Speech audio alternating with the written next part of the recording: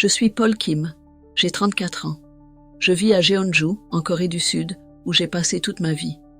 Jeonju est une ville paisible où la tradition est omniprésente, mais ma vie a toujours été enfermée dans une routine monotone.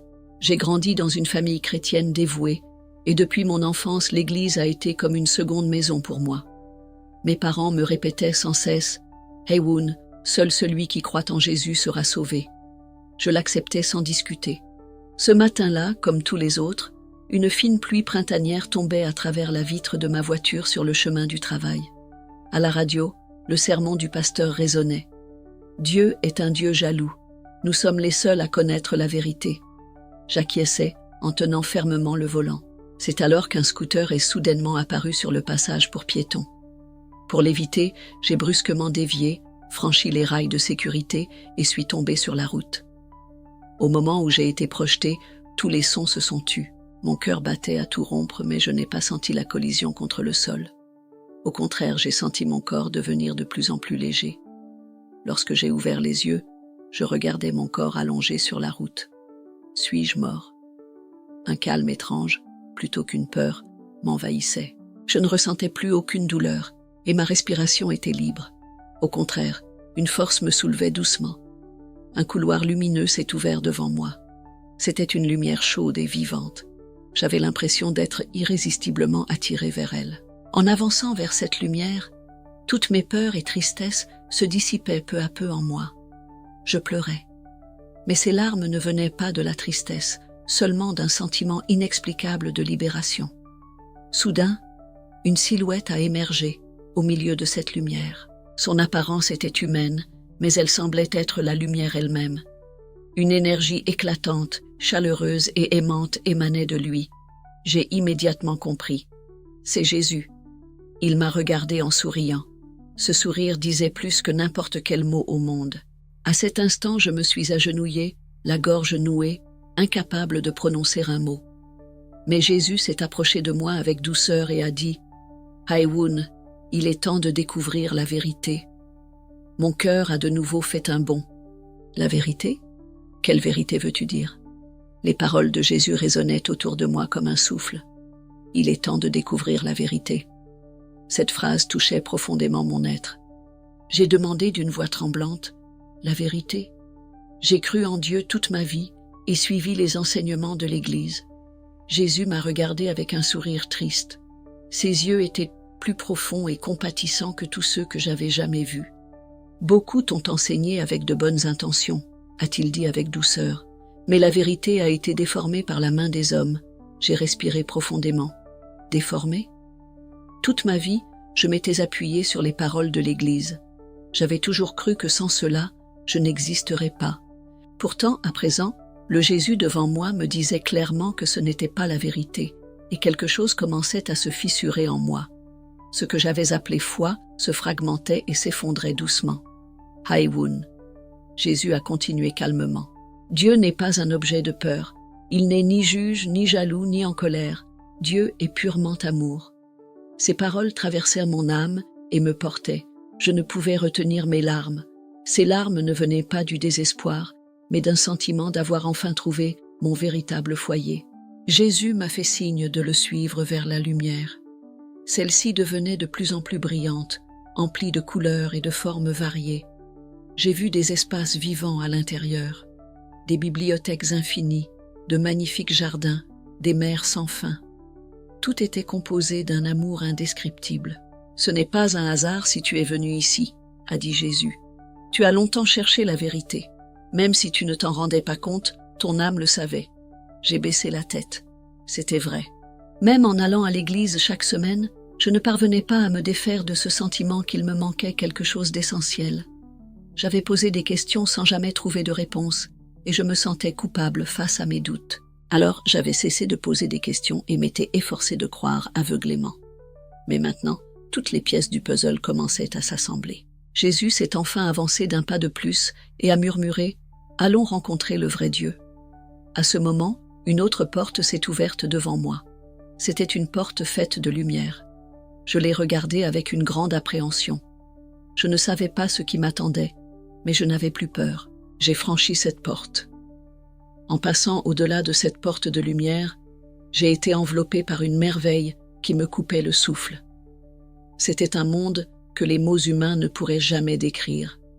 Tout était vivant, tout était amour. Même l'air brillait, et mon corps n'était plus lourd.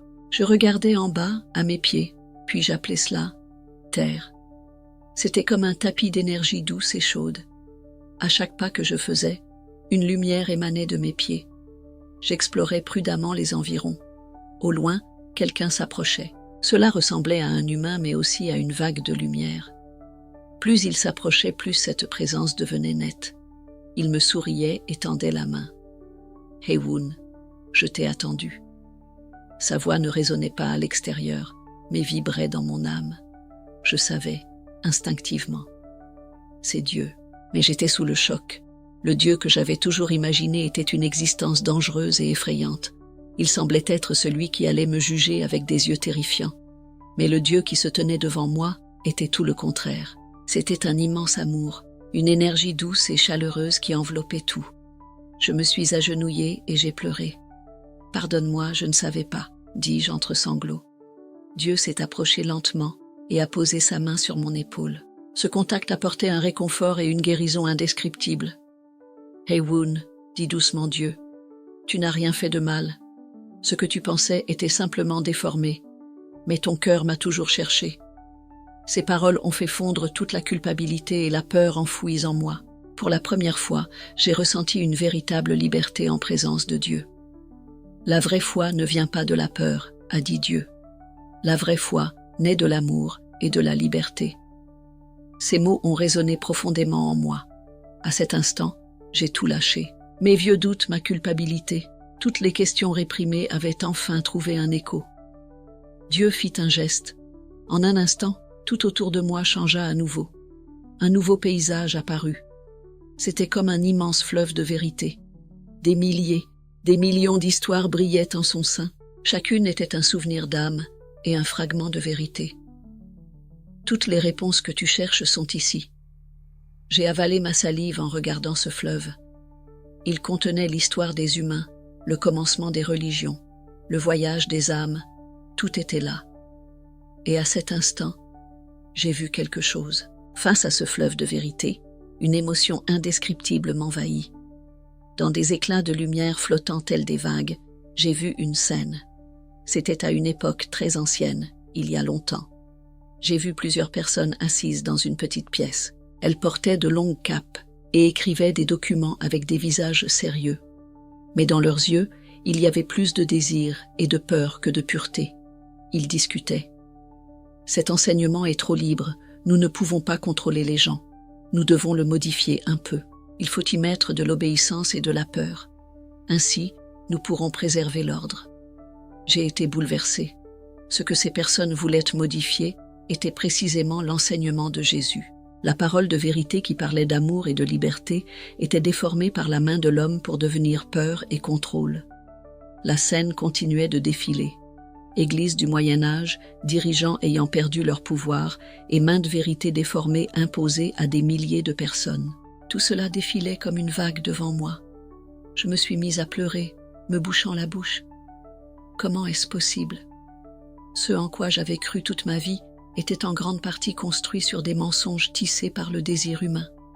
Pourtant, Dieu était silencieusement à mes côtés. « Haewoon », sa voix douce enveloppait mon âme. La vérité ne change pas. Ce qui change, c'est l'interprétation des hommes. Et maintenant, tu vois la vérité immuable. J'ai relevé la tête à travers mes larmes. Dans ce fleuve de lumière, une autre scène apparaissait. Cette fois, elle était différente. Des enfants riaient en s'enlaçant, et les gens vivaient en s'entraidant. Là, il n'y avait ni doctrine, ni règles, seulement de l'amour. C'est ce que je voulais transmettre au monde.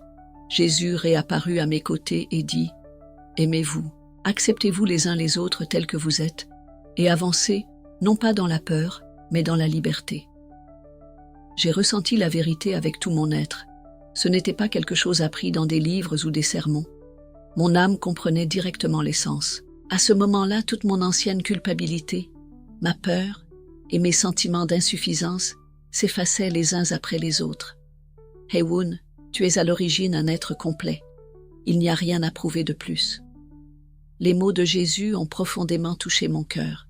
Je pleurais tout en riant. Je n'avais jamais ressenti une telle sensation de liberté. Mais ce n'était pas fini. Le fleuve de lumière était prêt à me révéler une autre vérité. Ce fleuve de lumière s'écoulait doucement, tandis qu'il me montrait une autre scène. Cette fois, c'était mon passé. Avant ma naissance, un certain accord s'est conclu dans la dimension des âmes. J'y ai vu une autre version de moi-même, une forme faite de lumière. Devant moi se tenaient des êtres emplis d'amour. Ils m'ont parlé avec douceur. « Haiwun, tu vas descendre sur terre et vivre en tant qu'humain. Là-bas, tu rencontreras beaucoup de confusion et de larmes. Mais n'oublie pas, tu pars à la recherche de la vérité. » J'ai hoché la tête. Mon âme a choisi ce voyage sans hésiter. Pourquoi ? Je murmurais en tant que moi d'aujourd'hui.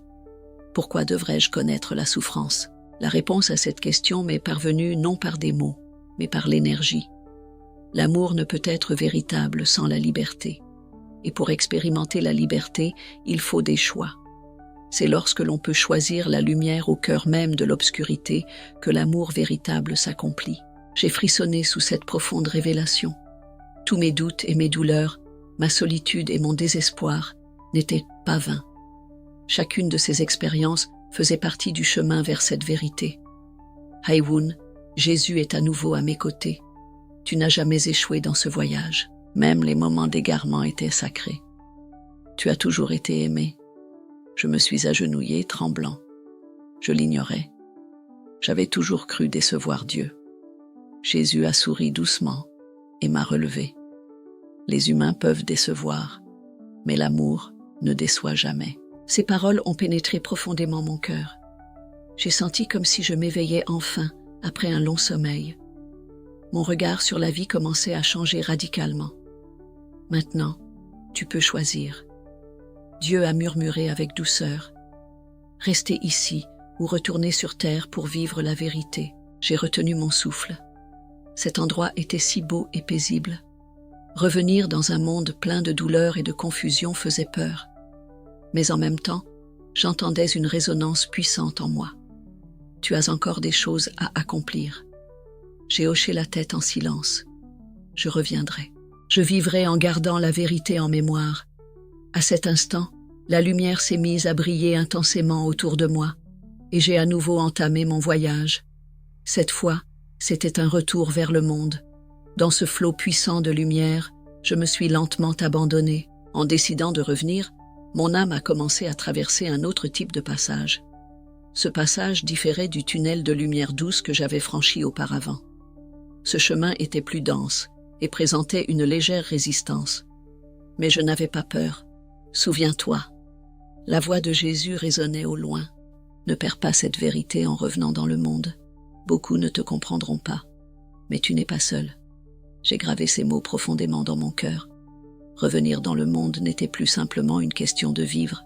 J'étais désormais une personne ayant choisi de vivre la vérité. Je sentais mon corps devenir de plus en plus lourd. Je ressentais de nouveau le poids de la gravité.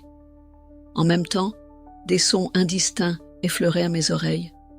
Des voix humaines, le bruit des machines, des cris désespérés. Mon cœur revient, plus fort. Encore une fois, je sentais une pression intense sur ma poitrine. C'était une douleur presque écrasante, mais même cette douleur semblait être un signe de vie. J'essayais d'ouvrir les yeux, mais ce n'était pas facile. Mon corps était lourd et engourdi. Pourtant, ma volonté était claire. Je dois revenir. Je ne dois pas oublier ce que j'ai vu. Après une longue errance dans l'obscurité, j'ai enfin aperçu une toute petite lumière. Une lumière faible, mais qui pour moi était un espoir. J'ai tendu la main vers cette lumière. Je suis vivant. Alors que ma conscience revenait lentement, j'ai vu le plafond de l'hôpital. Là, les néons clignotaient. Au loin, j'entendais le bip du moniteur cardiaque et la voix en pleurs de ma mère. « Haiwun, s'il te plaît. » J'ai lentement cligné des yeux. Le visage flou de ma mère embué de larmes est apparu. À ce moment précis, je savais, j'étais revenu. Mais je n'étais plus la même personne qu'avant. Maintenant, j'étais quelqu'un qui avait vu les mensonges et la vérité du monde. Une existence qui avait compris ce qu'est l'amour, ce qu'est vraiment Dieu et à quel point le chemin humain est sacré. et j'ai fait une promesse. Je ne laisserai pas cette vie qui m'a vu renaître être vaine. Mon corps souffrait encore, mais mon âme était plus forte que jamais. À ce moment-là, la douce voix de Jésus résonna à nouveau en moi. Souviens-toi de la lumière, Heywoon. J'ai fermé les yeux et gravé ces mots profondément dans mon cœur. La chambre était silencieuse. Dehors, la pluie tombait. J'ai lentement commencé à bouger mes doigts. Ils étaient raides mais clairement en mouvement. C'était incroyable de constater que j'étais vivant. L'infirmière m'a vu et a couru hors de la pièce surprise. Peu après, ma mère et mon père sont entrés. Ma mère a pris ma main dans la sienne, pleurant encore et encore. « Heywoon, tu es vivant. Dieu merci. » J'ai tenté de sourire en regardant ma mère, mais mes lèvres tremblaient. Je savais que la gratitude dans ces mots était sincère. Pourtant, à présent, je comprenais. Le Dieu que je connaissais différait un peu de celui dont on m'avait parlé. Pendant plusieurs jours allongé sur un lit d'hôpital, j'ai fixé le plafond. Les expériences que j'avais vécues ne quittaient pas mon esprit. Le monde de lumière, Jésus, Dieu et le fleuve de vérité. Comment tout cela pouvait-il s'expliquer? Le médecin a dit « C'est un miracle. Pour être honnête, avec un choc pareil, vos chances de survie étaient quasi nulles. » Je n'ai pu que sourire. Miracle, ce mot résonnait si doucement. En rentrant chez moi après ma sortie de l'hôpital, j'ai perçu un monde différent de celui que je connaissais. Même les petites fleurs au bord de la route et les expressions des passants, tout semblait briller. Je remerciais au simple fait de respirer à chaque instant. Pourtant, dans un coin de mon cœur, une lourde question persistait. Comment pourrais-je transmettre cette vérité au monde? À présent, j'avais peur d'aller à l'église. Je redoutais que ce que j'y entendais entre en conflit avec ma vérité intérieure, alors j'ai fini par quitter l'église en silence. À la place, chaque matin, je m'asseyais seule sur mon lit pour prier, et ces prières venaient désormais non pas de la peur, mais de l'amour. Seigneur, utilise-moi, fais de moi un porteur d'amour véritable. À chaque prière, une lumière chaude se diffusait au fond de ma poitrine. C'était plus vrai et réconfortant que n'importe quel mot au monde. Les gens autour de moi ont commencé à remarquer mon changement. « Heywoona, quelque chose a changé. Tu sembles beaucoup plus en paix qu'avant. » Je n'ai pu que sourire. Comment tout expliquer avec des mots? Je savais ce que j'avais vu, ressenti et réalisé. La vérité ne se persuade pas par des mots, elle se montre par la vie. Et j'ai promis dans mon cœur, même pour une seule personne, je vivrai pour que quelqu'un que je rencontre puisse ressentir l'amour. C'était la raison de mon retour. Le temps a passé.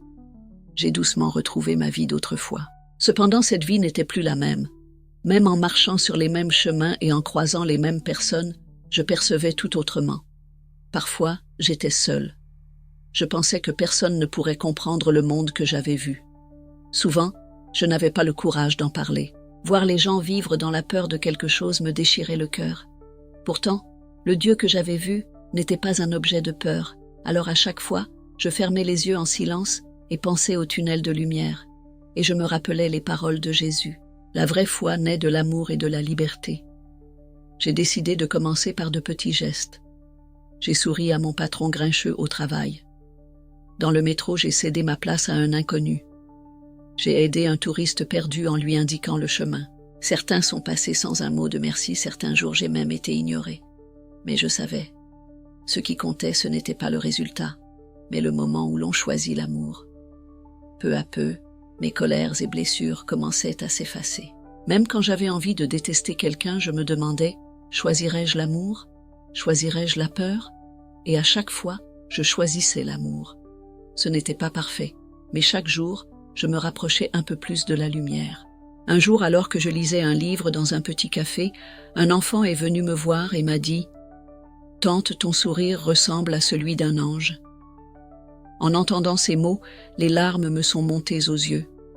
Mon effort, que je pensais invisible, touchait cette petite âme. À ce moment, j'ai compris.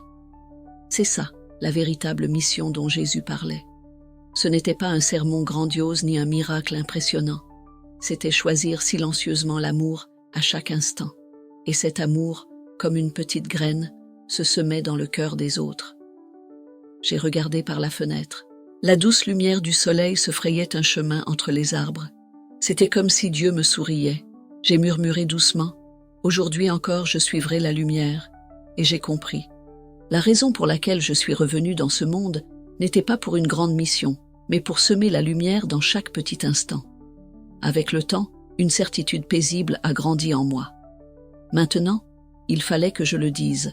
Je ne voulais plus cacher la vérité. Cette lumière était trop chaude et précieuse pour que je la garde pour moi seule. Depuis un moment, une résonance forte battait en mon cœur. La vérité devait être partagée. Mais j'avais aussi peur. Les gens ne me regarderaient-ils pas bizarrement? Ne me traiteraient-ils pas de traître? Je m'inquiétais surtout pour ma famille. En chantant cette chanson lors d'une réunion de famille, j'ai pris la parole avec précaution. Maman, papa, j'ai vécu une expérience incroyable à l'hôpital. Au début, tout le monde a écouté en silence. J'ai partagé le monde de lumière que j'avais vu, le moment où j'ai rencontré Jésus et qui est vraiment Dieu. Dieu n'est pas une entité effrayante. Ce n'est pas quelqu'un qui juge. Dieu était l'amour même. En parlant, je n'ai pas pu retenir mes larmes. Ce n'était pas une histoire ordinaire, mais la confession de mon âme. Maman est restée d'abord silencieuse. Papa tenait mes mains fermement. Après un long moment de silence, maman a finalement murmuré doucement. « Ayun, je vois bien dans ton regard que tu ne mens pas. » Papa a fermé les yeux, réfléchi un instant, puis a hoché la tête. On dirait que nous avons toujours cru en Dieu dans la peur. À ces mots, j'ai fondu en larmes. Peut-être que ma famille désirait réellement Dieu, au fond d'elle-même. Depuis ce jour, nous nous réunissons chaque semaine pour discuter calmement. Nous n'avons plus peur de nous poser des questions, ni de partager nos croyances. Et j'ai compris. La vérité n'a pas besoin d'être imposante. Elle se diffuse simplement, comme une lumière. J'ai murmuré « Merci de me permettre de transmettre cet amour à travers moi. » Et au plus profond de moi, un espoir est né. Espérer un jour pouvoir transmettre cette lumière à davantage de personnes. Le temps est passé. Je vis maintenant comme une personne totalement nouvelle. Avant, je courais après le succès, la reconnaissance, les règles et l'obéissance. Mais aujourd'hui, je vis pour une seule chose, aimer. Je vis toujours à Jeonju. Rien n'a radicalement changé, mais le monde qui m'entoure me semble tout à fait différent. Le rire des gens, les arbres qui dansent sous le vent, une tasse de café chaud, tout cela semble sacré. Je lève les yeux vers le ciel et je ressens cette lumière, le sourire que Jésus m'a offert, la main que Dieu a posée sur mon épaule. Ce souvenir est devenu le centre de ma vie. Je ne suis pas retournée à l'église, mais chaque matin, en ouvrant les yeux, je prie. Fais de moi l'amour pour tous ceux que je croise aujourd'hui. C'est ma façon de prier. C'est ma foi. Parfois, je croise les secouristes qui m'ont sauvée à l'hôpital. Ils me disent « Vous étiez vraiment un miracle. Votre cœur s'est arrêté 3 fois. » Je leur souris et réponds « À ce moment-là, j'étais vraiment mort et je suis revenu à la vie. » Ils rient, mais j'étais sincère. J'y suis allé. Dans le monde de lumière, dans les bras du véritable Dieu, dans le regard chaleureux de Jésus. Et j'ai compris. La mort n'est pas la fin. Ce n'est pas non plus la peur ni le jugement. La mort n'est qu'une porte qui mène chez soi. J'apprends encore beaucoup. Je ne suis pas parfait. Parfois, je me mets en colère et la peur m'envahit. Mais à chaque fois, je me rappelle. La lumière est toujours en moi. Cette lumière ne s'éteint jamais. Elle fait partie de moi. Et je sais que vivre cette lumière est la vie la plus authentique. Certains jours, je ferme les yeux lentement et repense à Jésus. Ces derniers mots pour moi, « Ayun, tu es toujours aimé. » Ces mots seront la force de ma vie. Et un jour, quand je rentrerai vraiment chez moi, je marcherai sans peur dans cette lumière. Je sais que je ne suis jamais seule. Je suis l'amour même.